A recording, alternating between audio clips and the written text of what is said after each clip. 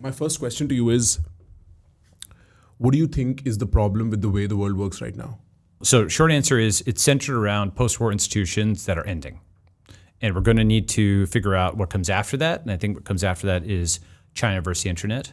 And let me explain in a little more detail. So at the beginning of the 20th century, Europe was the center of the world.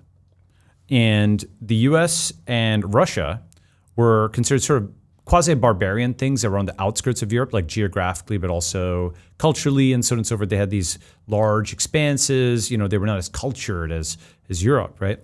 And then what happened was these things had such a growth rate in many senses of the term that by the mid-20th century, so there's a famous quote, let me show you this, by Alexis de Tocqueville. Let me show you this guy.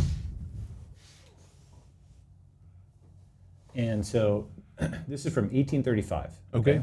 Yeah. So there are at the present time two great nations in the world which start from different points but seem to tend towards the same end. I allude to the Russians and the Americans.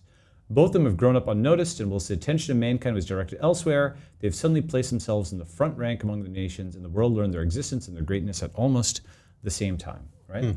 So 100 years before the Cold War, he said, all other nations seem to have reached their natural limits, and they have only to maintain their power. And then he basically says towards the end, the principal instrument of the former is freedom, of the latter servitude. Their starting point is different, and their courses are not the same, yet each of them seems marked out by the will of heaven to sway the destinies of half the globe. 110 years before the Cold War, right? Why is that? Because he was almost like an angel investor, projecting growth rates out. And he saw these populations were increasing, these were just giant countries, and other things were happening, they were building things and so on. Okay.